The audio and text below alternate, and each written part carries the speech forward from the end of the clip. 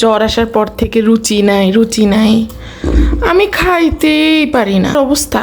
মানে যে প্লেটে এত মাংস, কাচ্চি বিরিয়ানি, আসলে তোমাকে কিছু বলার নাই আর।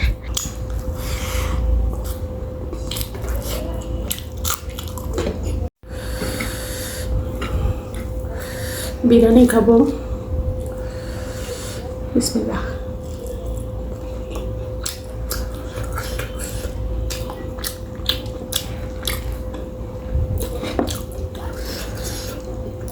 কাচ্চি বিরিয়ানিটা বাসায় রান্না করছি।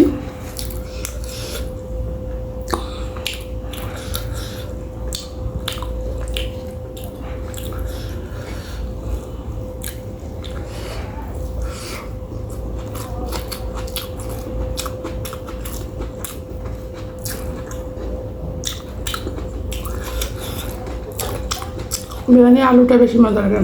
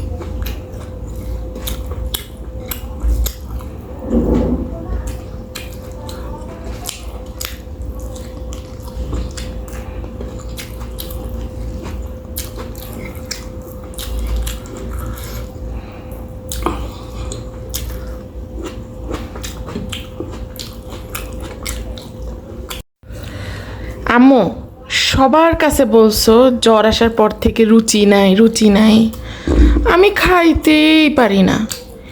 এই কি রুচি না থাকার অবস্থা?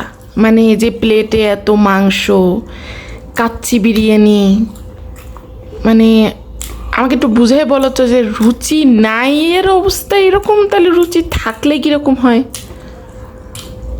আসলে রুচি নাই, কিন্তু ও আচ্ছা, আজকে একটু বিরিয়ানি রান্না করছি। ও আচ্ছা, এই জন্য সাথে একটু চিকেন কাবাব আছে, মানে সবই নিছো আর কি, মানে কোনো কিছুই বাদ যায় নাই। তাই একটু ভালো লাগছে খাইতে। ও আচ্ছা, তাছাড়া তো আজ কয়েকদিন মুখে রুচি নেই। ও আচ্ছা আচ্ছা। আর বিরিয়ানির যে আলুটা, মুখে রুচি না থাকলে বিরিয়ানি খেলে রুচি বাড়ে বুঝি? আমি তো জানতাম না। জানো না, আমি তো জানতাম লেবু খাইলে মুখে রুচি বাড়ে। এরকম কাচ্চি বিরিয়ানি খাবা, মজা লাগে। মানে আসলে তোমাকে কিছু বলার নাই আর। এত পরিমাণ খাচ্ছ ইদানিং, মানে মোটা হয়ে যাচ্ছ তুমি। সমস্যা নেই, বাবাও বলছে তোমাকে একটু কম কম খাও।